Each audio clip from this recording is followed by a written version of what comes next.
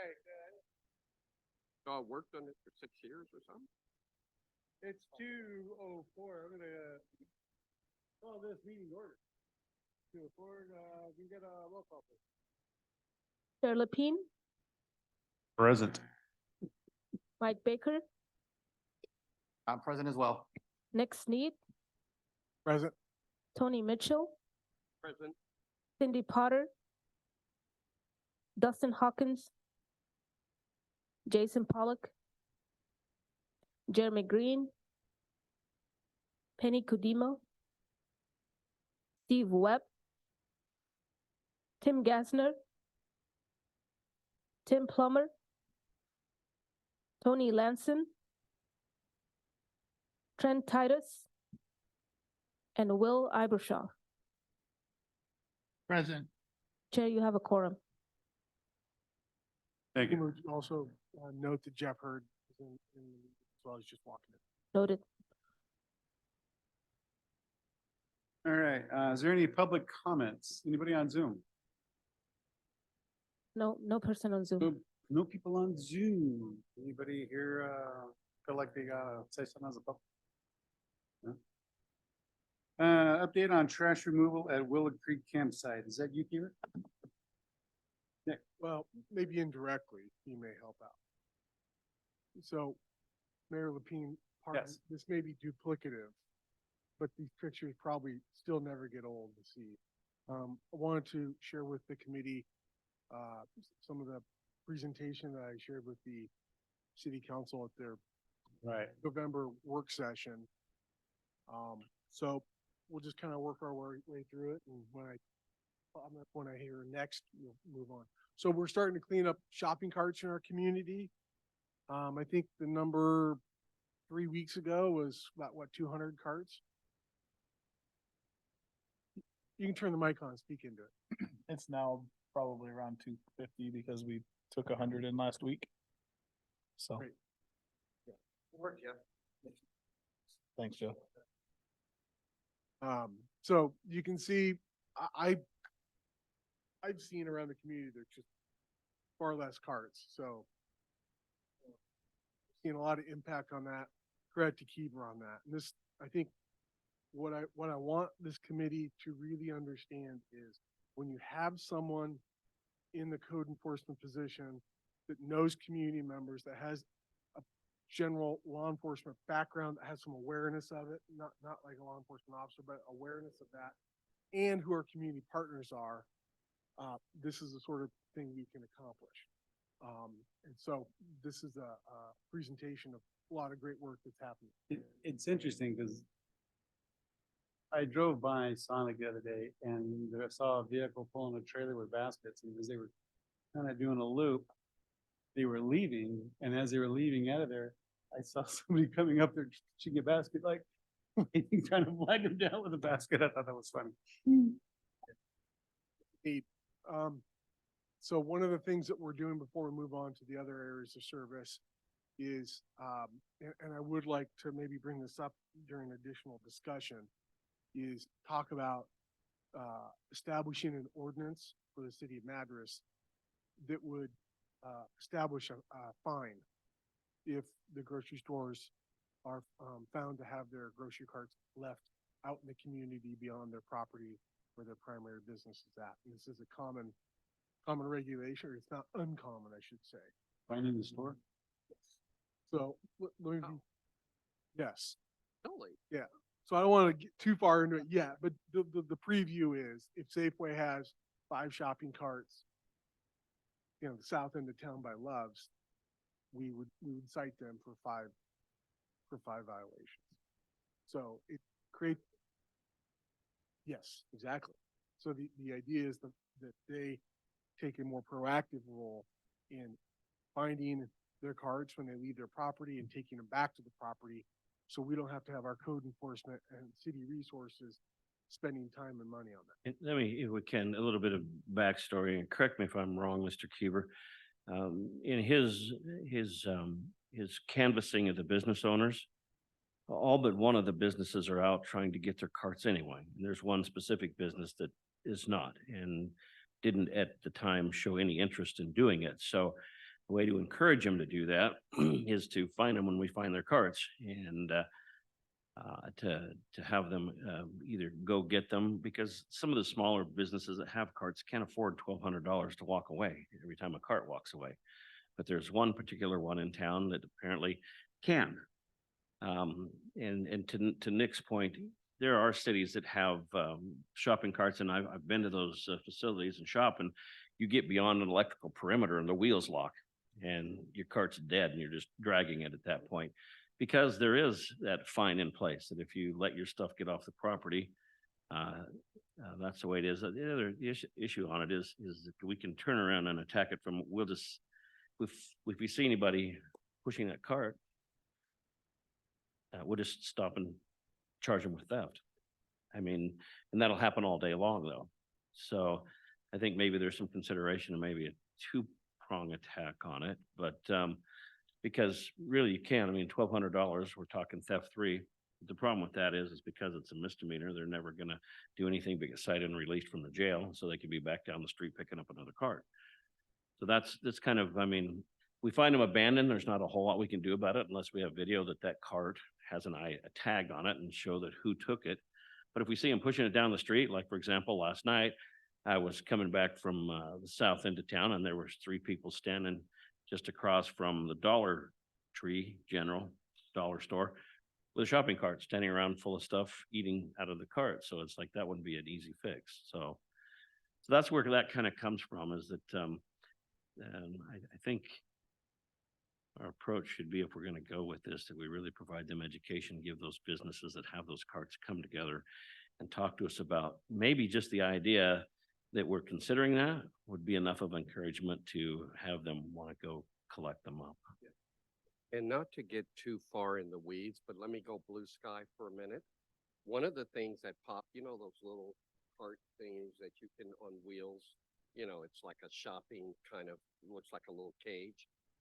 I'm wondering if through the Homeless Services Center, we could maybe, work with the businesses to say, hey, if you want to provide a little funding, we could have some shopping, some of these little carts available, and maybe we could be part of the education. And hey, could you use a cart? Now I don't know. Again, it's kind of a blue sky idea, but maybe it would be a way to, if we're going to be in contact, to say, you know what, there's a situation now in the city. You guys really can't be taking carts. And tell you what, we have a certain small inventory. Maybe we could, and I'm not saying the city would purchase them, but who knows? Maybe a business that's going to be fine said, hey, we'll contribute to a campaign to have some carts around to do some education and maybe distribution of, so maybe they wouldn't have to take a cart. Yeah. They could cut down on some of that. So anyway, just kind of a blue sky idea. Yeah, a little deeper into the conversation I was anticipating, but yes. All right, on the next slide. So this is the Hall Road, the west leg of Hall Road. Go ahead, Fatma. The Love's Travel Center. You see one of the trailer was there, and what looks to be a lot of trash, but relatively speaking, compared to other places in the community, is not much. Next slide. The major issue at this location is that we actually have dedicated right-of-way. This is the lowest lane right-of-way, so it's public property for a street. And so the person residing at this location, or people residing at this location, were doing auto repair, I think, literally from this location. So next slide, please. So we've got, lots of problems going on here. Not only do we have someone living in a camper and a right-of-way, that's the problem. Then we got all the junk that's there, whether we think it's junk or not. It's still on public property, illegal use of a right-of-way. So Mr. Kiever has worked with them to clean that up. Next slide, please. Here you can see Badger Sanitary Service dropped off. I should say, Mr. Kiever arranged for a large dumpster to be dropped off, and worked with the people residing there to get their trash into the dumpster. So cooperative arrangement. Steve, if I got some of these details wrong that you find important, you just correct me. But so part of the good things that's happening in our community is Steve is working with some of these individuals where we have large accumulations of trash or otherwise that need to be thrown away. In a lot of cases, they're helping us get the trash into the dumpsters. So the opportunity there, the value of that is we're not spending as much money on the labor to get the trash into the dumpsters. So there's some help there. That's appreciated. Next slide, please. With a slide like we were just looking at with all the automobile repair stuff, at what point does someone like Department of Environmental Quality need to become involved in a site like this where there's obviously vehicle fluids, burn piles, all kinds of other stuff going on that could be a potential environmental impact? That's a really good question. I don't know. I could reach out to them and find out what the kind of thresholds would be. But I do see your point. I just don't know what the threshold for their involvement or cleanup kind of remediation. Typically, you know, the ashes from a clean fire aren't obviously a problem, but we all know that what gets burned in these fires aren't a clean wood burning fire. Steve.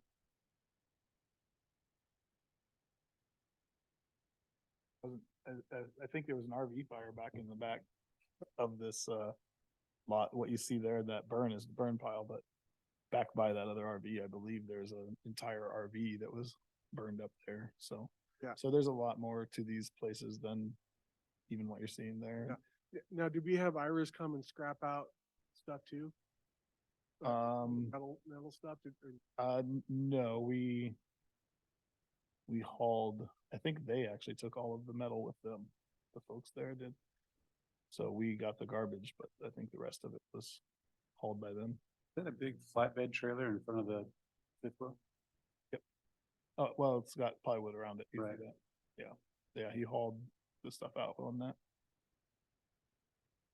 Yeah, so this kind of represents some risk in our community where it's kind of out of sight, out of mind. And so what we've done since then is put up some barricades. I think we're working on maybe improving some of those barricades, but the effort by city staff, I want to call Public Works and Police for good work and Steve on that, is to make sure that people can't get their vehicles back in there so we don't have this problem in the first place. So 97, just past Safeway, to the left as you go up, that trailer's been there 6 months to a year. Is that city or county? Where the truck? Yeah, that if is- you're going up to the that's left. ODOT property. That's ODOT. And just a suspicion, want to be clear on that, suspicion, not fact. But my suspicion is the reason that that's still there is because someone is living in it. And so when someone's living in the RV, I think under new state law, you just can't remove the RV from the right of way, even though it's public property. So, all right, let's move on to the Willow Creek area.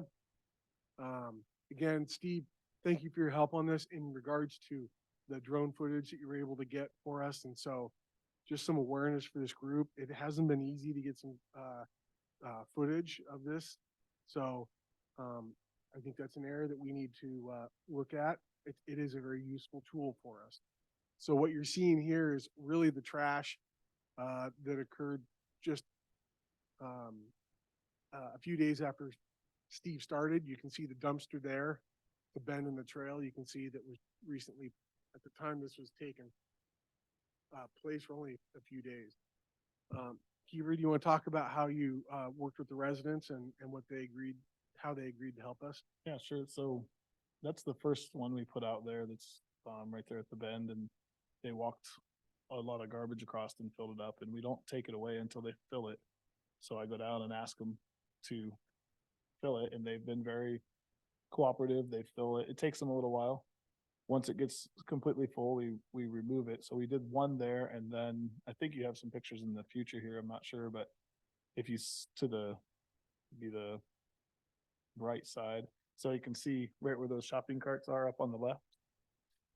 That is, there's probably 25 shopping carts. We walked through there. There were 79 or 80 shopping carts just in this camp when we walked through, and we didn't even count what's in the creek and on the other side at the time. We were just trying to get a number.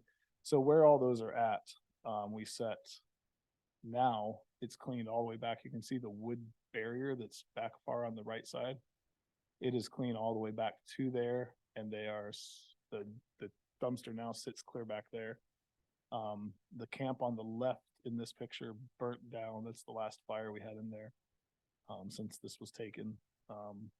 So they've been cleaning it themselves, but it's a mountain. When you walk through there, it's a huge mountain on both sides, all the way down. And you can see in this, that's the first time that we were in there because the dumpster's on the other side of the creek, but basically there's about 25 residents in there, from what I've been told. And so, yeah, that one's not even. Another resident down to the left there. On the left, yeah, they're on the other side up in there too. So like anything, they have, a camp, culture, and certain people can live in certain areas and certain people cannot. And, we had at the beginning of this, they had a place up in the ODOT parking lot where if you were in trouble, you went up there. That's where you had to go. And so you brought with them, they had a place you had to go sit. So we ended up removing that because it was just couches and stuff that were up there. But they have a culture that they live by. So we've been working together trying to get them to clean, and they've, for the most part, been doing that. So there you can see the right side is pretty much clean back to that board now. And then I think it's been 3 or 4 that we removed containers out of there now. 20-yard dumpster. Yeah, those are 20 yards, and they've been full. So Chief Blake was at the work session in November. I want to say about November, on the wall, November 14th, 13th. And one of the things we brought up or talked about was the need to kind of cut down the willows in Willow Creek. And there's a lot of benefit for that. From his perspective, wildfire management, but also protection of the creek. Because if they're cut down, you can see into the creek. You can see that camp on the left of the picture here. You can't see that from the street very well. And so by cutting down some of the brush there, or riparian vegetation to be technical, they aren't going to be able to camp there as easily and be hidden. And then, as Vice Chair Baker pointed out so eloquently, there is a lot of trash in that creek with the water there. So I'm going to work with Michelle Quinn on reaching out to DEQ and seeing what resources they may have to help us out as well in the creek. So next slide, please. Another good success here. You can see here, this is a trailhead sign that I believe Jeff and Michelle put in, I don't know, 6-8 years ago or more. We put in this trail, and that trailhead sign is obviously not being used as it's intended. That's the penalty box. What's that? That's the penalty box. That's where they had to go if they were not allowed in camp. Oh, the So penalty box. That's where the they, term. yeah, that was their, well, that's what I called it, but basically if you weren't allowed in camp, you did something wrong in camp, you had to stay up here. I learned that after we cleaned it, but yeah, once we cleaned this up, this was the most visible thing. Yeah. That was really not a camp. They weren't living there, but they had to go stay there for the day or whatever. So we cleaned that up, and then Next slide there. So you can see they got a recliner, they got couches there. I don't know why they have tires. Maybe it's holding down something there, but obviously not a place that's appropriate for them to be camping. Nonetheless, at minimum, is not in keeping with the appearance of our community. Not that that is a deciding factor for a lot of our efforts. But next slide, please. You can see here, I like this picture because it shows it completely, well, mostly cleaned up. I'm sure there's maybe a little bit of graffiti left, but at least all the things around the sign are all gone. So Steve, nice work on that one. Next is the 9th and Willow Creek Bridge. When I first came to the city in 2008, this project was just being completed. Mayor Lapine, as your first term on council, you probably approved the FEMA grant that changed this street, where you had a 3-foot culvert and made it a box culvert, as they call it, and rebuilt the street and everything. So Unfortunately, we have some pictures to show you today, and maybe Steve could give us a report on where we're at now. Steve Keever, that is. Next slide. We have put up some signs. We are going to change those signs based on some learning that's occurred. So please know that we're city staff, that being code enforcement officer, even public works, community development, and police department are working on little things like signage to making sure that they're adequate, appropriate, and allow us to do what we need to do in the area, or what we would like to do in the area. Go ahead. This under the bridge, by the. This bridge, is underneath the bridge. Go ahead. thought to actually chain link that off? Is that a problem? Yeah, it would, because then you would be blocking the waterway. Yeah. And so this is what's called an ephemeral stream. So it's a seasonal stream. It only flows during certain events. So this is what we're wondering. How do you get a camper down there? And part of the problem here, when I talked with the city attorney recently, this literally is a public safety issue, because if any of that water comes, not only if someone living in there could be hurt, but what does that do to the waterway and allow the water to flow? You're going to have a real issue there. So working with them on that. Next slide, please. Well, pardon me, go back. You will see in the center of the picture a 5-gallon propane tank. Of course, that will float, and that is flammable and not safe either. Next slide, please. This is looking kind of beyond from the other side. So you can still see, if you get down in the creek or a little closer, you can see the carts and other things that are down there, but certainly you can't see all of it. So that's, again, part of our need to really clean up this creek, is to improve the visibility and safety of the creek for everyone involved. Next slide, please. This is the last slide. Okay, thank you. Steve, That's under the bridge? that is underneath the bridge. That's a life safety issue during when they're flooding, right? And it doesn't show, did you see anybody look under 7th Street? Yeah. You see that big, huge fire ring? Not anymore. Thank you. It was the biggest fire ring I ever saw. Man-made, like with rocks? Yeah, it was man-made. I actually was driving down 4th Street in my company car, and somebody flagged me down and said, you being fired, maybe I could report this to you, but there's a fire underneath the bridge at 7th Street. And so I drove over there and I grabbed my water can, and it was, somebody threw a piece of furniture inside that ring. It's like this big round.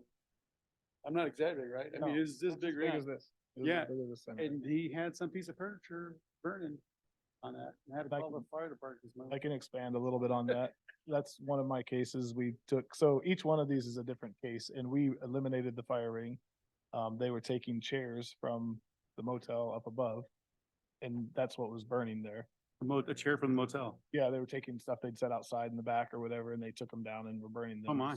So the bowling alley actually came over and said, hey, would you guys eliminate? So the fire department, and we went down and we destroyed all the rocks, put them all over, and then the fire department came down and flushed that whole area out so that it's gone.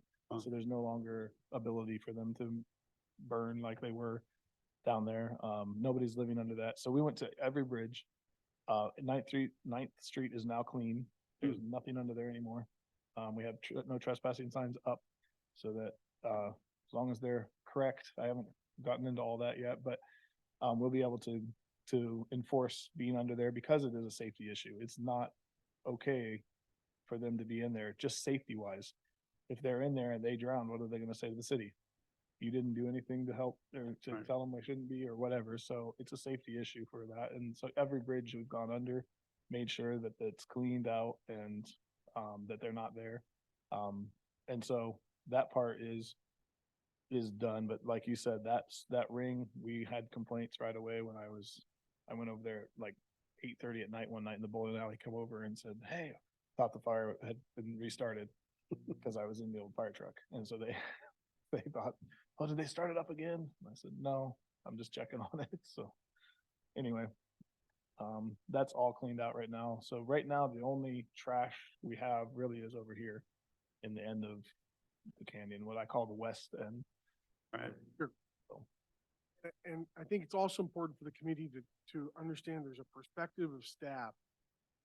Clean this up now, hopefully with signage, enforcement, and coming along beside them with partners like public health, faith-based network, and otherwise, that we don't have residents coming back and camping and littering, polluting these areas. We're moving from one point to another and just over chasing it. That's right. And so we are now starting to find that we are chasing people around town to different locations. And that is this, quite honestly, in my way, I don't know how to say it any other way, but sign of success. That we're starting to clean up, that they're moving more frequently. The longer they stay at one location, the more likely they are to deposit all their trash and leave it behind, and then we have to clean it up. So part of our this is staff candidly sharing with you what's going on, challenges, success, what we're doing moving forward. So we are working with the city attorney's office. We'll get the signage changed up, and as soon as we get that finalized, we'll get that up. Please understand, while we haven't changed the signs, we understand there's some legal limitations, and so we do have awareness of that. I appreciate that. I received some communication on that, and so I forwarded that to our attorney and to Will, and I did respond back and he said, give us some time.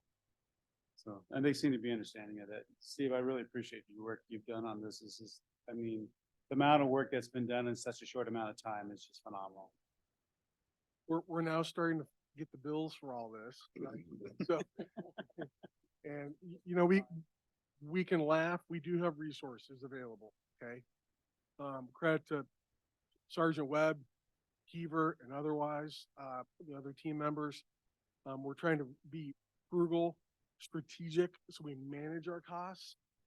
Where property owners have responsibility for disposing cars or motorhomes, whatever, RVs, we're requiring them to do that. The city's not putting the bills. We're trying to be mindful of that, working with our partners, sharing, call it our obligations and duty to remove. So, but in the next month or two, I'd like to start kind of reporting back to the committee on, you know, what is this costing us, right? So we understand moving forward. Believe it or not, you know, I always think of December as the beginning of budget season where we're starting to prepare the budget for the next fiscal year. We need to start understanding our expenses so we can start budgeting for the next fiscal year. Part of this as well. Without having Tony Lansing here, who seemed to have his finger on the pulse of everything that's going on in the community, I was wondering, has Trent reported anything, or Sergeant Webb, have you noticed anything? Has anybody, can you kind of get a feel of the culture of the people out there, what their response is to this, all these changes? As far as, Yes. To the campers. I think it's still kind of soon to get the feel from the community. They're still going to be kind of. What I have seen happening now is, yes, we do move them around from place to place. But like the group over on Hall Road, they've moved out of the city limits. So, you know, they'll be out, I'm sure, there for a while until somebody moves them from there, and then they'll be back, and then we'll move them. So I think that's good. You know, Jeff and his department, I think by the end of next week over there on Hall and Lois Lane, they're putting in some more permanent barriers so that we can keep people from coming back in there. So there's some things that are going on to try and keep them out of those areas. I don't know about Ninth Street. I know somebody had made some comments before, you know, because they really went through that Willow Creek and completely rechanneled that water down underneath there. So, but to try and get equipment down there, you know, I take some equipment down there and move that back around, and I don't know what the possibility is of that, and to even try and get something down there because there's a low clearance. But someone's mentioned, you know, maybe even taking big boulders and putting them down in there, but I don't know what is or isn't allowable. I think those boulders might be an obstruction for water flow, especially when we get that flooding. So this is why one of the reasons why cutting back the vegetation to improve visibility, I think, is probably an effective strategy. Because if you notice where our homeless are camping, they tend to be in the darker areas where there's less eyes on the street or eyes on them. And so my hope is, and, you know, I think it's maybe a little cheaper and easier to do, is to cut back some of the vegetation, improve visibility, and therefore you may reduce the likelihood of that. Not saying maybe some physical changes are needed, but to make those physical changes, Jeff, we're probably gonna have to work with Department of State Lands and maybe get some special permitting for some of that stuff. And that assumes that they would permit the things we're talking about. So it becomes a lot more technical and challenging to make some of those changes. And so, that's also the thinking as well. All right, that concludes my report on our trash removal in Willow Creek. So. Can you share those? Oh, absolutely, absolutely. We'll work with. Yes, I was just gonna say, we can have staff email that out this afternoon. And we'll do it in a PDF so everyone can see it regardless of your software. Thank you, Nick. Thank you, Steve. That was great stuff. The Jefferson County Faith-Based Network report on cold weather shelter. Is that you, Tony, or you, Jeff? Or is it you, Nick? Okay, why don't you start? When you start us off. So I will talk about got it, Steve? Where it needs to be? Okay, just making sure. I'll talk about the permanent facility and where we're at with that. So as everybody knows, the permanent facility, the goal is to have that open by January 10th, and that's to meet our timelines with COIC. With the governor's money, we're on track. We're actually gonna hopefully try to get you in there a little bit sooner because you need to be operating by the 10th. I'm sure Ricardo's talked to you about all that stuff, but that's the plan. And then right now, we're working on the operating agreement for them. And that got sent to me this morning, sent to you, Tony, and then we need comments on that, and then we'll get that taken care of. And that's where we're at with that, but it's going along now. So we're gonna make it. Excellent, good to hear. Tony? Yeah, so we got the operating agreement today for the permanent shelter, and then we'll have an organizational process to take a look at it. I forwarded it out to my board president and vice president today. It's going to go out to our attorney today. There'll probably be a need to sit down and discuss some things I'm anticipating, and then we'll take it forward from there. With respect to the current shelter, it opened up actually for 4 days at the end of October. During that cold snap, we shut it back down after the 31st. We opened it back on time for the 15th, and we're doing our thing every night at Cornerstone Baptist in the back of the property in the garage. I think even though we started our history there for 2.5 seasons, we were there at some point of the season. Normally we moved, at least once during those first 3 seasons. We're seeing something different there. We haven't quite figured it out yet, but our numbers are like half of what the capacity is. We'll have some folks stop over for dinner and such, and that's always an option. But as far as guests residing overnight, I think the numbers aren't any bigger than 7 when we've got a capacity of, 15 to 17. So I don't know. I just get a little bit of a spidey sense that something is going on in the community. That is, I don't know. They're just maybe is causing some unrestlessness. I don't think the location is optimal because it's way far back. It's like a football field back, in the property. So it's not very visible, even though we operated there previously. And, I don't know, maybe there's just How long? stir of maybe hearing about camping regulations. They're going to be, we don't know what it is, but the numbers are pretty, insignificant.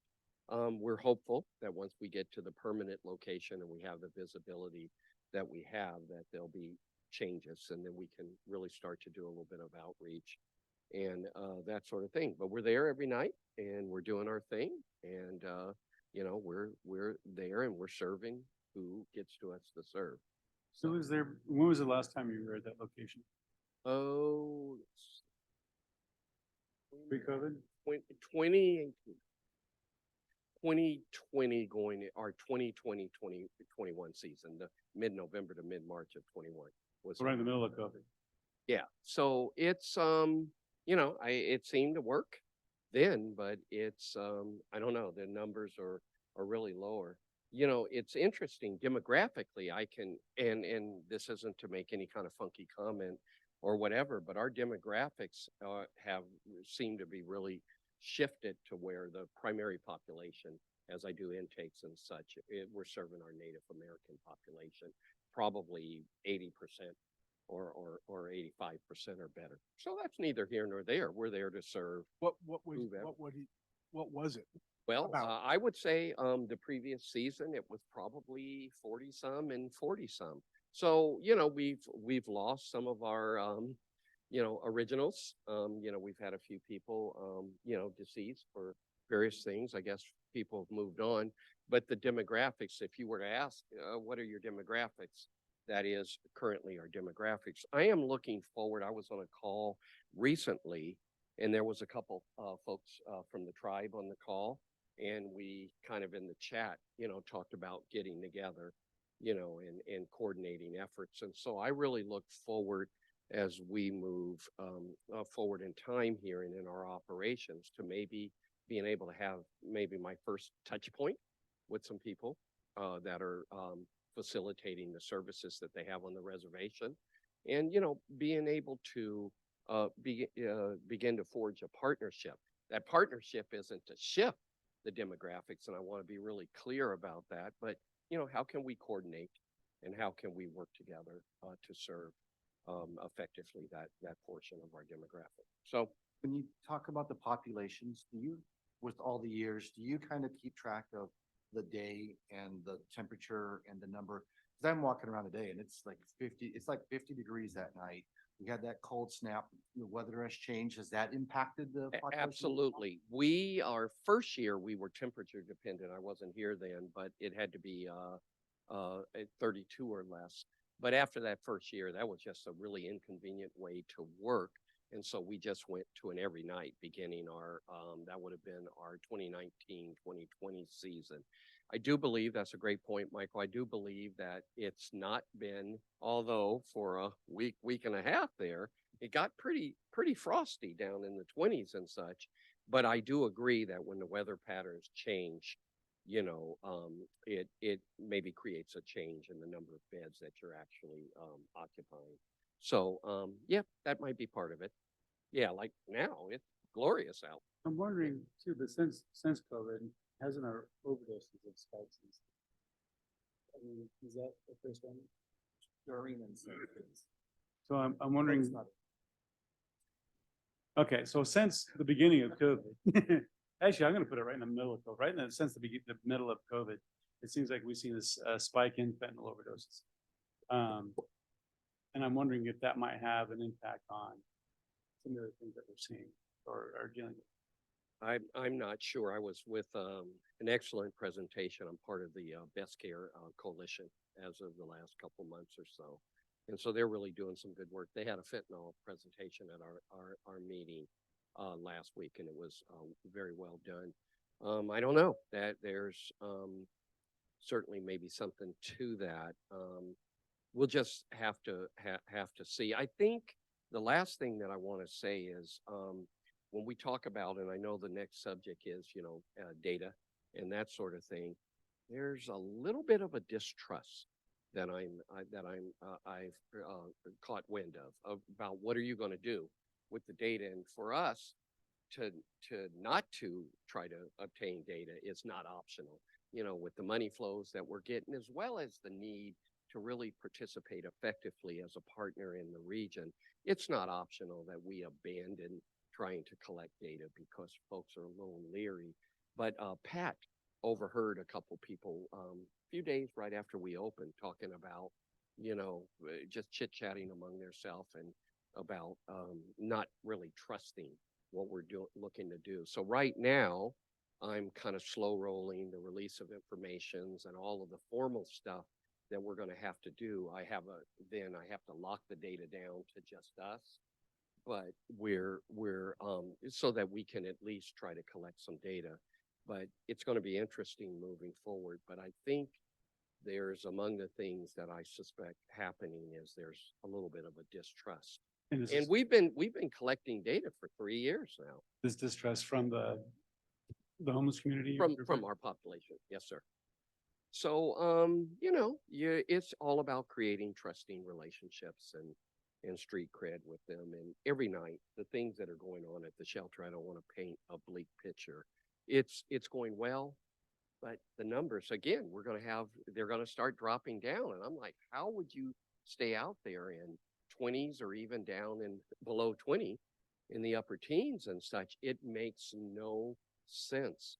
But the population has some resilience, apparently, in the population and such. Why, when we're half full, would you not take advantage of, being in a nice, warm, and safe place? But we've seen it on very cold nights, and they're simply not there.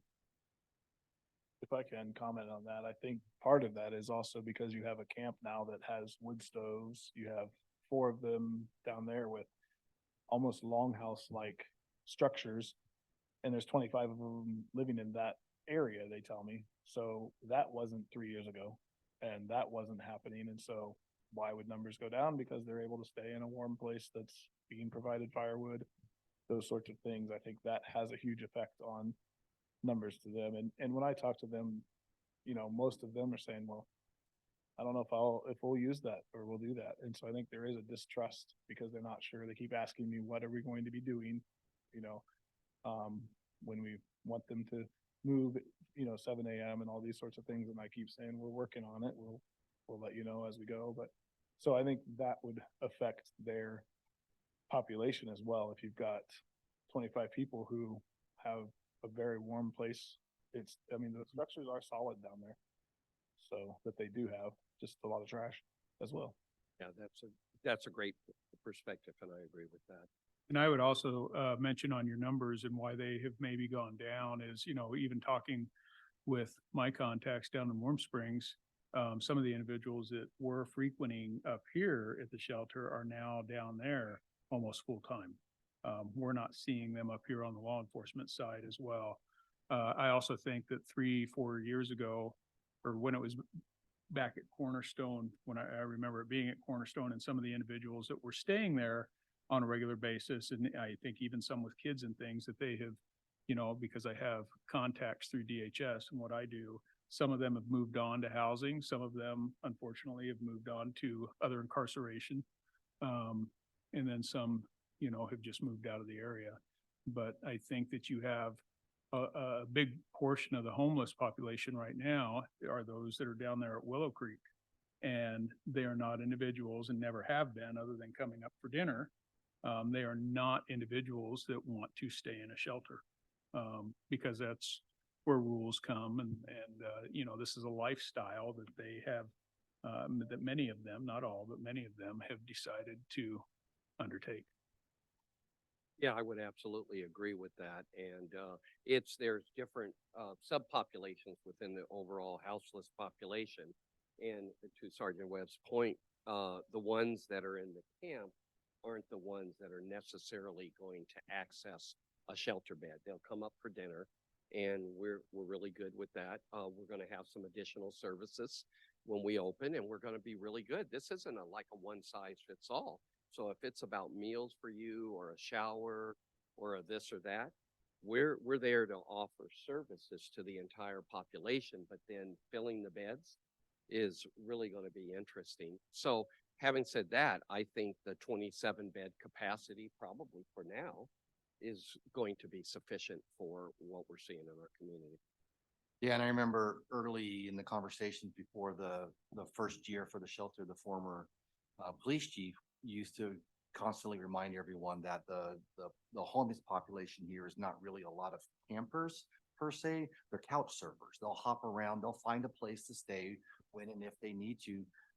And then if the quote unquote option is there, they'll just go back out and camp. So I think that's still the kind of the majority of the population that we see. If it gets to the point where they need help, they'll tentatively grab it.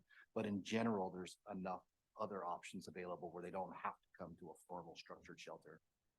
I do think what's really neat about the shelter that is, I'm interested to see the individuals that do come up there and do use it, because I think that you're gonna have more of and I think of, specifically a woman and some kids that were at Cornerstone a couple of years ago, but to actually have the opportunity where they can come into a place, get something to eat, have somewhere to stay, get a shower, maybe clean up a little bit, and then be able to go out, whether it's job searching or house searching and those type of things, and have those resources available to help guide and direct them as they're trying to do that. So I think that that's where the shelter is going to be very beneficial.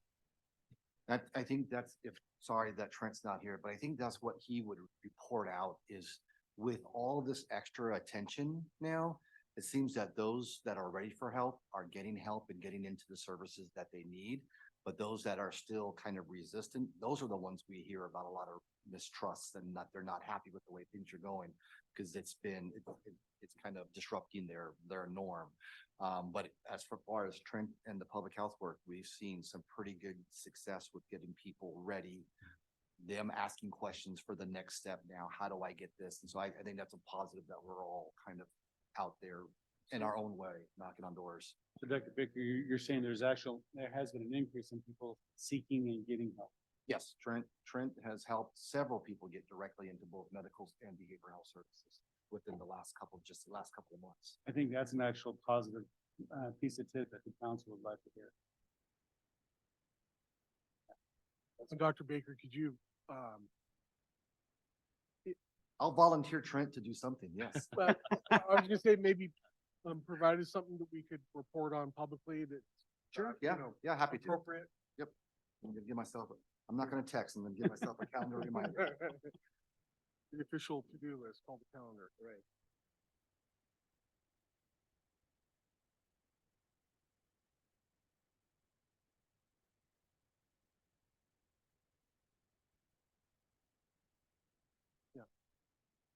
Right.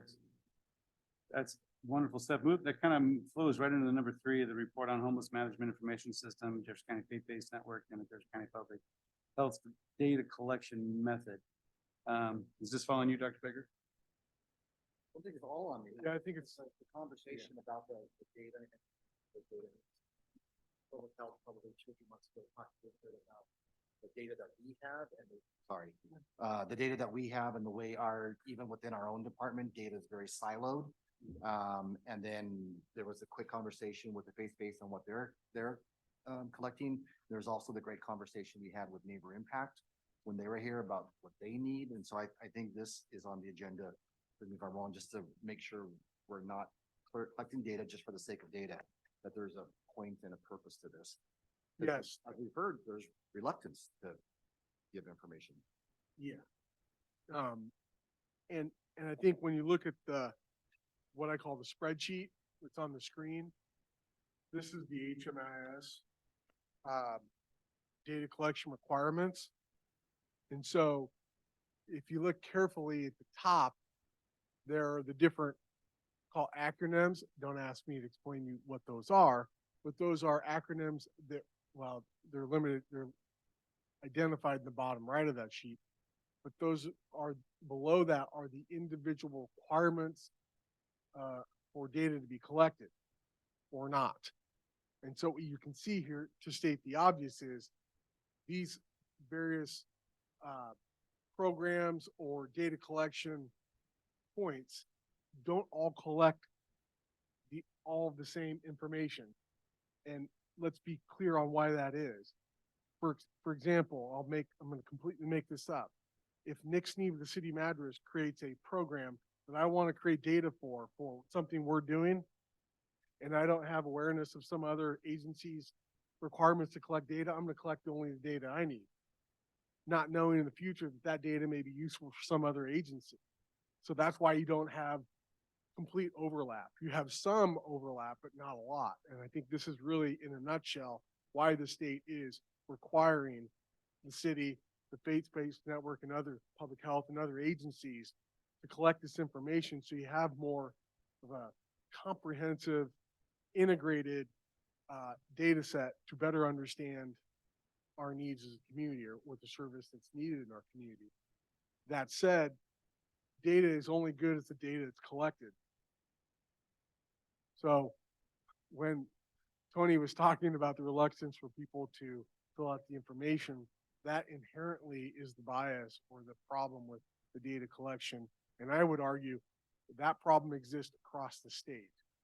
And so, my internal kind of concern is, how is the state of Oregon going to be using this data, presumably for understanding the service and resource allocation and support at the local level moving forward, understanding that it doesn't reflect the entire need in our community. But we could also say that about the point in time count. We've had that for years as well. So my awareness here and kind of broader thinking is, no matter the data set, there's always limitations. It's only good as the data is being collected. But I think the point that we're trying to focus on, at least at the staff level, is making sure that the data we are collecting is getting into the HMIS system or is relatable to others so we can start to understand our needs in our community. Going back, I think to the August advisory committee meeting when Neighborhood Impact was here, Molly Heist, there was a little bit of a perception or understanding on my part that maybe we weren't collecting the data. Oh no, we're collecting data, right? It's just different organizations, and the same problem exists in Deschutes County, but with more partners, right? They have more community partners or community collecting the data. Not all those data sets are talking to each other. It's the same issue, just a bigger scale. What's going across the top are your various funding sources. Is that what it is? And when you start to look at it, what you're going to see is, according to these funding sources, there's a great deal of overlap in what they expect. So for the service provider, we're going to be trying to do some intelligence gathering, some best practice around how do other providers, let's say some of our partners in different parts of the region, how do you go about collecting the data in a way that's kind of disarming, where it kind of lowers the barriers of resistance and that sort of thing? Even if we didn't identify some of this by name, we would be able to build a picture for us here, as long as we can get a certain amount of data around, what do some of these data elements is what they're referred to. I think we might have some challenges that are unique to the population that we serve, which demographically might be different than, Deschutes and Crook and what they're able to gather. So I'm going to actually hope to this season go out and spend a couple nights actually sitting with their intake people and just getting a feel for, how do they go about this with the client to be able to get their cooperation. But that being said, I'm suspecting that there might be some different demographic for Jeffco that might be factoring into, what is the trust factor? What is the cooperation factor around this? Does that make sense? So even if you had the same process, who you're working with and their trust might drive, the level of cooperation, and therefore, because clients, this is very clear. We're to go after this. And by the way, these fields on the left are pretty much what's represented. And this is the format that we're using. But, they always have an opportunity to cooperate with it or to say, I don't want to do the intake. And we cannot deny service on that basis, or they do the intake, but on certain fields, I refuse. You collect data on the refusals?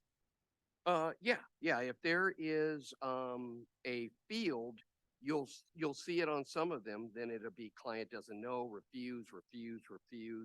They always have the opportunity on any of the individual data elements, even though you're working down the format, to be able to refuse certain information. But it's all about style, and it's us learning, how to really talk folks off of a ledge and go, look, this is kind of protected here. And no, it's not being given to law enforcement, because they wonder about that. So this reminds me, Dr. Baker, who's one of our planning commissioners, and Mayor Lapine, as we've, in the last couple of years, updated our housing needs analysis, which is a data-driven, analysis that tells us how much land we need in our community for housing. And as part of that, we're using census data and other data sources, but there's also observations that can be accounted for, called minor adjustments or massaging.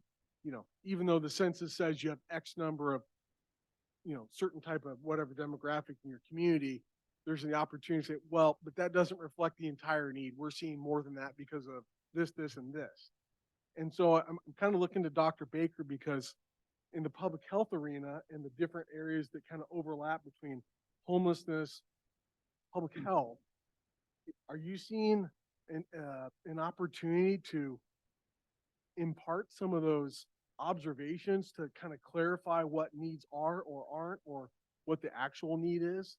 Because I'm wondering if maybe that's the next step at the state level. Say, yes, I know, Governor, you want all this information. Here's the need, but this data doesn't reflect our need in our community. We're seeing these just anecdotal observations.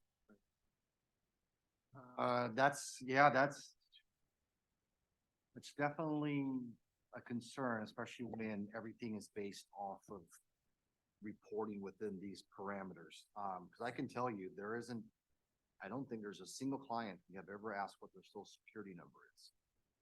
And that's listed right here, number 2 question on the form. A lot of the information we gather is not even addressed here, but we know there's numbers, we know the individuals, and we know those that are actually some repeat clients. And so it goes back to kind of what the purpose of gathering the information, and are we going to be, as a community, going all in to make sure we meet the executive order, to make sure that in this work, we're all collecting the same information, the same prescribed information that the governor has asked for, or are we able to kind of create our own unique reporting mechanism, which local public health often does, because in public health, there isn't a lot of like structured data sets. We just pull from internal numbers. Yeah, I really wasn't thinking if the data would be used to demonstrate compliance with the executive order, rather than, if we don't have the numbers, we're not bringing the resources to the community that we might otherwise know we need. That is definitely part of what So this is. missing, not being able to demonstrate that we need resources in our community because the data doesn't support it. That to me is the biggest concern I have with the data being collected. And, you know, I think in public health, you tend to be out a little more in front and interact with the agency staff to have an understanding of what that looks like. But to me, from a bigger picture perspective, I think it's about resources and getting them in the community, and whether the data can justify that. Right, and I think as we're talking this specific population, I think the one data set that is constantly being thrown back in our face, so to speak, is the point in time count. That is the one data set that we can say that are X amount of people that we have actually identified as unique individuals needing services within our community. We know in past experience that is a vast underrated or underrepresented population that we're pulling from. So I think until and if we can get the point in time count as that foundation number, then we can add the other numbers around that to support what that number actually is. And that's the number that got, at least from the Oregon Health Authority's perspective, that's the number that they always refer back to when they talk about additional resources and additional needs. And that's coming up, and maybe the new building is the solution to that. Come to the new building. I don't know. So We're Trent and an outreach person that they primarily do youth, but and they're working now in Jeffco from JBarJ, but Trent and I and this individual and their staff from JBarJ, and maybe one of the mutual aid groups as they're called, Hive, we're going to try to get together and do a much better count. But because that number last year, 35, we all know that was a totally bogus number. And yet, to your point, Nick, this is critical, the point in time count numbers for driving resources into our community. So what's going to be different, I think, from this year versus last year is we're trying to get out ahead of it and form a partnership to try to do a better job with it. We'll see what happens from this one. Yeah, and Mayor, thank you for letting me watch on the bone for a second, not let this bone go, because in some sense, it's not a very tantalizing topic to talk about, but the implications could be significant. And, you know, with the executive order wanting the homeless service center to actually have wraparound services there and not having resources in our community to provide those services, we're going to be totally reliant upon the neighbor impacts funding, which is coming through the executive order to justify that. So I'm trying to think 6 months, a year, maybe 18 months out, so that when we get the center up and running, we're also matching that with the services that are needed as well. And I'm concerned that data may be a limiting factor in our ability to do that. Hopefully not, but I'm, again, latching on to this bone to raise some awareness. Can I ask a question, Dr. Baker? Just maybe I'm just getting a really, really simple mindset, because there's a lot of data points that are being collected. And the biggest question is I would wonder if 3 questions have been asked in data collection. What do they need? What do they want? Because there's a difference. And what will they accept? Because we can collect all kinds of data and we can assume that they want, need, and accept everything that we're giving them. Be a buffet. There may be a bunch of things in the buffet that they don't want, they don't need, that they won't accept.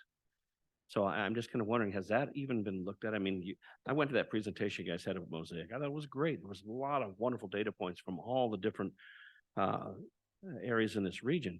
But the whole thing that I kept asking myself, that these points are coming in and the different demographics, the different cities, the different locales, the subcultures. It's like, what do they need versus what do they want versus what will they accept? I mean, the old adage about if you build it, they will come. That's wonderful. In some respects, it will. But if we build it and they don't come, then we miss the mark. So I don't know if is that even out there? Is that too big? I mean, it's a big ask. Have we ever asked these people that? No, I'd like to take that on. So this data set, which is HUD compliant, Fed compliant, this doesn't get you anywhere in the ballpark of that. When we set up a case management function, the assessment and some of the needs assessment within case management is going to exactly go to that. Chief, what do they need? Client-centered case plans. What do you need? What are your particular barriers? What do you need? What do you want? What are you ready to get well? Are you ready to accept certain help? That comes from a different needs assessment and data gathering. That's not this. This is just basic compliance with, and it comes from HUD. It comes from the feds, actually. Sure, and that was to Nick's point, and I think that's what Nick was also trying to say, just in a more eloquent way. I mean, Madras may have a completely different set of data points that would best serve our community, but yet we still have to hit all these boxes that bring us the money. And we may have boxes and pallets of stuff. I mean, remember the old fallout shelters in schools? Anybody been there? You went down there and there was barrels and barrels and boxes of stuff. And you looked at it and they're in an elementary school or a grade school. I mean, we've got a lot of cots. Nobody's ever opened them up because is it what we need? Is it what we use? Is it what we want?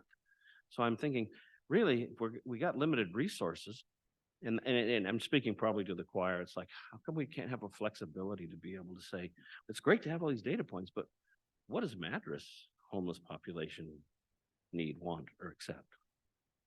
Absolutely no argument. And I will show my bias that if this is working through the Oregon Health Authority, then they have not thought about those questions. They have not considered the local perspective or what the local need is. That's why I think if we have at least something that they are requiring, great. We'll have that solid point in time count. Then we could have all the other partner data to kind of support that.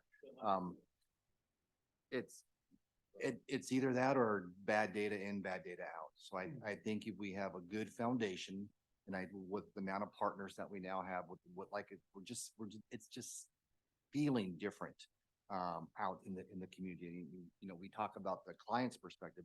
I can tell you the community perspective is like, wow, this is the presentation you talked about that we did. Homelessness was identified as the #1 concern in Jefferson County. #1, actually #2, because the #1 concern was drug and alcohol abuse, but number two was homelessness. That's the perception, when our community members talk about what is impacting their health from a community perspective.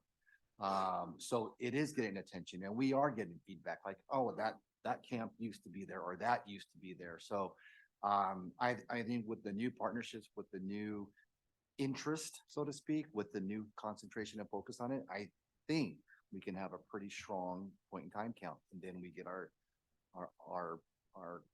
qualitative data to help support that.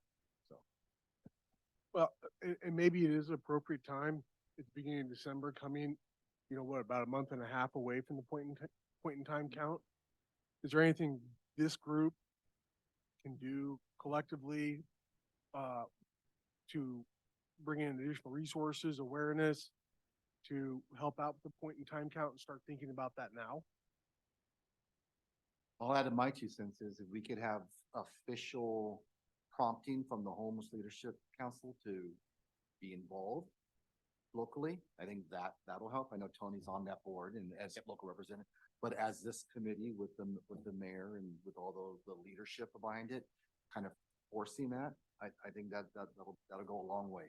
Yeah, and we're gonna do something that I don't think that we've done to date. We're gonna try to get ahead of the game and coordinate a bit. And maybe this will be the first year that we can do that, and then we'll build on it from here. Just a 2-second inject. What I hope to do once we get in the new center and we get stabilized is to create a service provider consortium where a Best Care, Public Health, Mosaic, FBN, Saving Grace, and Thrive, and et cetera. Any of our local community-based organizations, nonprofit, or government partners that touch the lives of those that are houseless, I think it's time for us to form our own. We're not going to pull away from the regional HLC, but I think within that, Redmond has a group that's going now, and it's a pretty strong group going. So I have a kind of a vision about developing that and taking the work that's being done at this leadership table, but drive it down another level to those of us that are actually providing the service, doing exactly like this, being able to get together, creating deeper relationships with one another, and then start to talk about what we can work on of this or that to support the population together. So it would be exciting if we're actually able to. So Dr. Baker, are you and Tony, are you guys suggesting that a letter maybe from the city requesting HLC's involvement in the point in time count 2024 would be helpful? Or, I mean, what is that? I don't want to, that's my own thought, but I don't know if that's. They're there. We talked about this in the point in time, recent coordination meeting. Trent was on the meeting, I was on the meeting. And so us taking this down a level with JBarJ's outreach folks, we're starting that process now. Okay. Yeah. I wouldn't say request, but I would stress the importance of the local, in their regional resources, they did a great job. Not really a strong presence here. So I would maybe a formal letter from the committee thanking them for working with Tony this time as we get forward to try to get ahead of it. Kind of a nice way of saying it's about time, but we're grateful that you're doing it now. So that would be my. So question for the chair. Would you like me to work with maybe Dr. Baker and Tony Mitchell to draft a letter? And would you be willing to sign that? I'd be very willing to sign it. Okay. I remember having this conversation with the chair from the homeless leadership team when we met at the Midtown Coffee. And I said, seems like things are more Deschutes County centric. And she goes, I'll leave it direct that as more Bend centric. And so when I came out, I said, but oftentimes I think it's all who squeaks the most. And so we can direct stuff just by squeaking and bringing things over. So I'm loving this dialogue that's going on right now. Yeah. And I think the approach, in my humble opinion, is because they really are interested about how they can further support Jeffco. So I think the opportunity is to recognize that interest, to thank the HLC for that. And then for us as a community to be open, because when I got here 3 years ago, I think there was a perception that Jeffco is kind of sitting out here doing its own thing. And it's like, no, and I've been playing as a regional partner my entire 3+ years. So I think if you have other individuals and a Trent and other folks that we're getting involved on that level, then we'll be able to really harness their support. They are really wanting to figure out how I- to support. I Jeff. got that feeling from her. And so as long as we got somebody here who's squeaking and being open, I think we're gonna be able to pull in what we want. Dr. Baker, usually I offer to draft letters. That's not a letter I can probably write very easily. Could you help us with that, please? I think as you go forward with this too, and with the shelter, with the shelter opening up, and maybe Steve Keever can remember this, but some years ago, with the Bean Foundation over at West Side, there had been talk that someday having that there, kind of one-stop shop where you would have different organizations such as Saving Grace, Best Care, Mental Health, and having those things. And I think depending on the size of the footprint, you know, that we have up here that can be worked with down the road, to be able to have that, you know, because I know that there's a concern that the shelter, you know, it's going to be open at nighttime. What happens, you know, during the day? And this needs to maybe work into something where it's those individuals that are really trying to get out of their current situation, where they have the ability to come in and have individuals that can tell them how to do a job resume, how to cook, how to keep house, how to parent, and those things, and be able to, you know, some of these individuals that are homeless, they want that.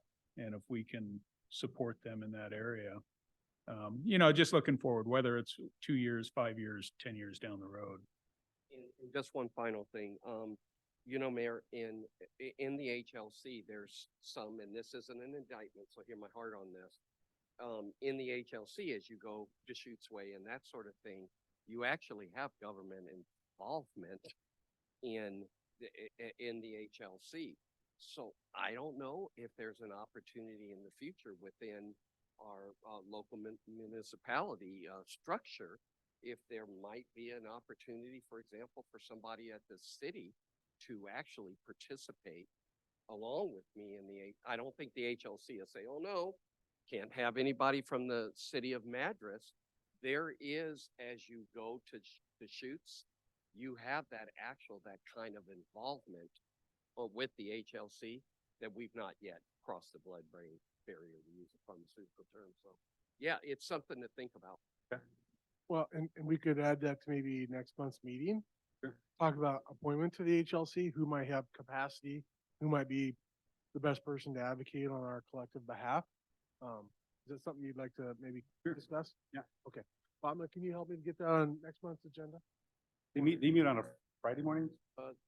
Yes, and it's the First first Friday. There's a general membership meeting and a board meeting, and I'm on the board meeting, but there's a general membership meeting once a month. And if there was a city staff member that could, I think it would be a great step. I don't think that HLC would say absolutely not, we can't have anybody from the city of Madras. I think actually it would be a positive sign from. Tony, are those available by Zoom now? 'Cause They absolutely are. they yep. used to be only offered at the downtown Bend. They're Library. totally Zoom. They're all Zoom. Right. Okay. You gotta get on their emailing list, and then they'll send you the email that has the link.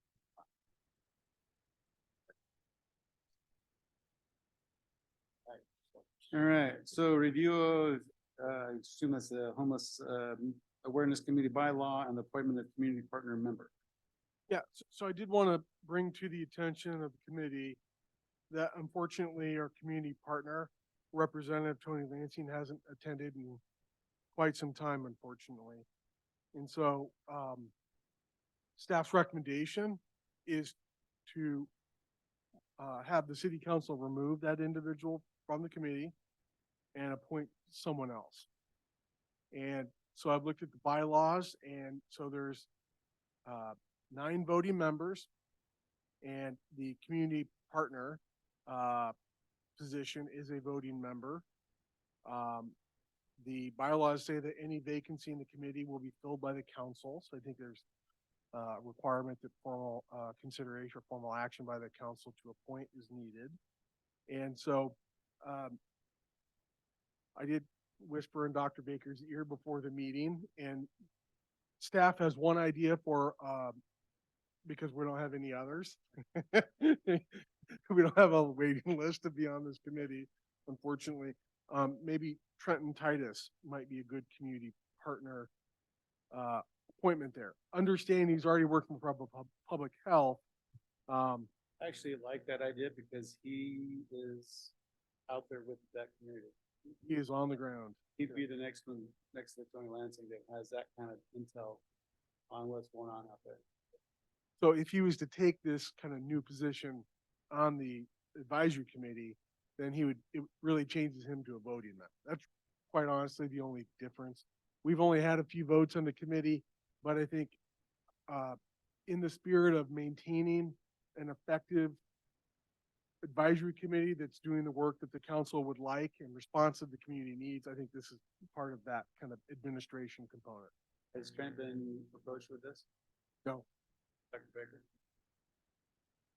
No, he has not, but outside of today, of course, he's been pretty good at participating. He's actually at another meeting talking about the same issues. I don't see it as a conflict from a public health bias. My approach and his approach are very different. And you know, he's free to disagree with me without any concerns for repercussions back at the office. So, I think he's a great, but like Nick said, there's outside of the individuals that are actually experiencing homelessness, he is probably the one that's out there the most, working on their behalf, and anything I report back is usually through him anyway. Did you ask him if he'd consider that? I think he'd be honored. I think it would be a great validation for the work that he's doing, to know that he's respected for that work, outside of the joy he gets from doing it, but to know that it's earning respect within the community. I think that fact that his work is appreciated would go a long way. We entertain a motion from this committee to advance that to the city council. I allow the move. Also, so move. Have a motion, a second, to replace Tony Lansing with Trent Titus as the community member. Is there any further discussion on this? All in favor? Aye. Is there any opposed? Nick, would you make sure that gets on the agenda for the next council meeting? Like that December 12th? No problem. Thank you. Just gonna ask you for the timing. Yes. Okay, the next committee meeting date and time is on December 18th. Is everybody okay with that?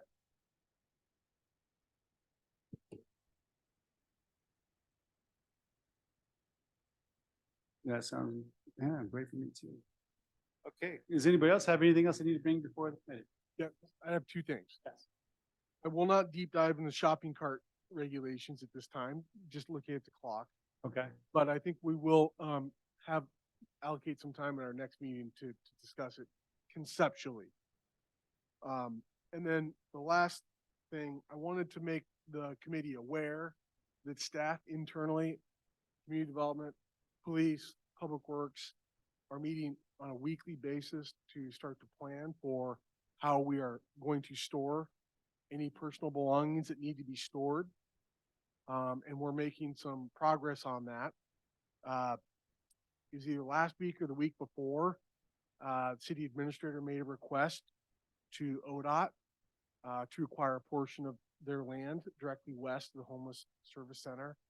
And when we looked at the campsite locations where homeless individuals could camp, there was kind of a site noted that maybe we could use or acquire ODOT's property. That's the area we'd like to work with them on acquiring. So we're in the process of that. So there's a lot of different logistical elements of this. And so we're just working through that. We're having these meetings usually on a weekly basis, except for holiday weeks and things like that, as a way to keep moving forward incrementally and show that it's a priority, that we are going to need to stand this up. And it's easy to ignore it and push it off, and then all of a sudden you don't have anything, you have to do something quickly. So the part of my report here is these weekly meetings is a indirect way of staff showing that we are going to figure this out. I think we're getting close on some of this. I don't know that it really materially changes the way we do things today versus tomorrow, But I think we do need to have a plan and we need to be ready to implement it. And that's really the goal here. That's really what we're trying to achieve. I would like to propose, if it's the next meeting or in the future, the one thing that I'm a little concerned about, and I don't know if the city can help out with this, given that the Shelter Services Center will be city-owned property. I know Shepherd's House Ministry in Bend for their navigation center, which is essentially what this is going to be. I don't know whether it's an ordinance or an understanding that you can't camp within a certain amount of feet of the navigation center. And so the one thing with the allowed area being directly to the west, I don't know if there can be some consideration how we would do that to really give guidance to the fact that obviously you can come there and get services and shelter and etc., but to actually be able to physically camp on the footprint of the property, that could cause some potential operational issues. Is that just their city ordinance or is that something, Pardon me? is that just their city ordinance or is that? I can, Mayor, No, check into it's how not. It's not. they, okay, but I know they, this because of the research I did. okay, It's part of their time, place and manner regulations. And I believe, I'm gonna look this up right now. I could probably pinpoint it here in about a minute or two. I believe that our time, place and manner regulations also identify distance from the shelter that you cannot camp.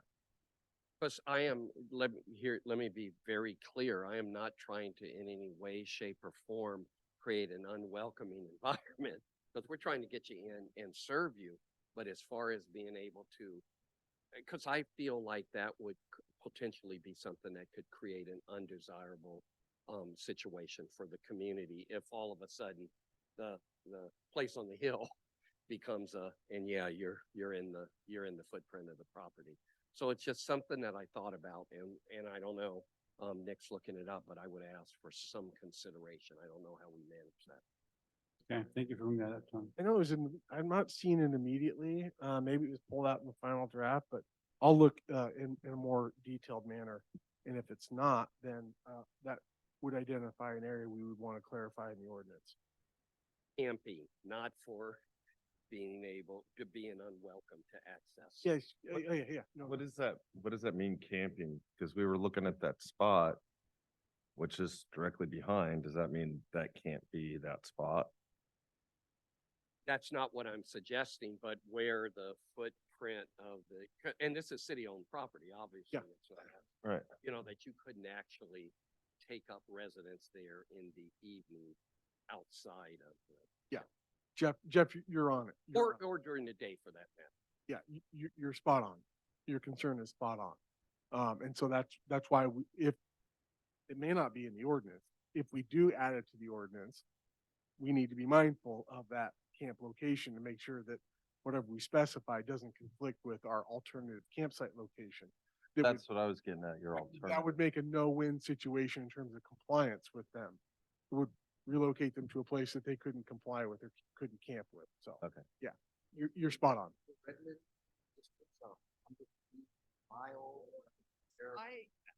I can check with John Levise, who's the director of emergency services and such.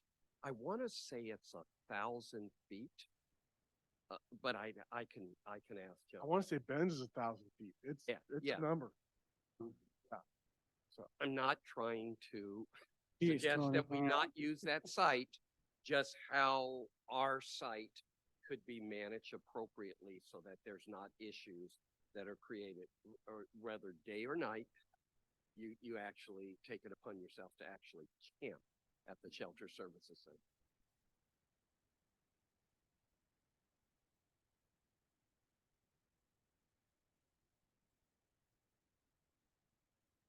Yeah, do we need I don't know, I just kind of. I don't have a minimum number. I can do some research with Shepherd's House and understand the what and the why of that. I just am mindful of, as we professionally manage the center, we don't want to take one situation and trying to do good, create something that's a blight on the community, and then you have the community now in a state of unrest. Does that make sense? Oh, yeah. How do we professionally manage the Shelter Services Center property? Yeah. That's And- all, not create an unwelcome environment because we want you in to serve you, but not to actually camp. Yeah, the reason why cities do this, I talked about that early on in the design phase. And I even looked at something like following Sonics. Pat and I were mindful, we didn't want it to look institutional, but I thought, wow, that's kind of decorative wrought iron and such. I think it would have created an inordinate, I remember talking with the city team at that point, and there was a sense we never spec'd it out that would be expensive to fence the whole property. So we didn't go forward in any other consideration. But initially, I thought that might have been a good idea, so that I would love if it were fiscally possible in the future. Yes, and again, I want to be very clear. We're there to get people in to serve and not out, and not but. We want to make sure that this facility is professionally managed. I think we have said that to the community, and we owe the community that, to have a professional. And if you have camping on the grounds, that's not going to be a good option. It's not going to be good. We can talk. Okay. Sorry. I thank you, Mayor, for allowing that. hey, Mayor, this is one of the reasons why it's great to have Jeff back. Thank you, Jeff, for that. I'm gonna, So thrilled. I was gonna say this, but, I went to Coffee Cuppers last Friday and I kind of, when it was my turn to say, hey, I just kind of gave an update on some of the changes here at City Hall, and I said that, we got rid of that last guy, and actually, yeah, he didn't like the weather here, he went to Florida, and we brought you back, and there was at least 5 people that were excited to hear that you were back. I just wanted you to know Good. that. Like that. My wife tells me that Taylor Swift has the biggest fan club. Jeff Hurd has the second largest fan club in Madras. In Madras, that's very true. Anything else? Okay, there was a good meeting. Thank you for your input. We'll go ahead and adjourn at 3:31.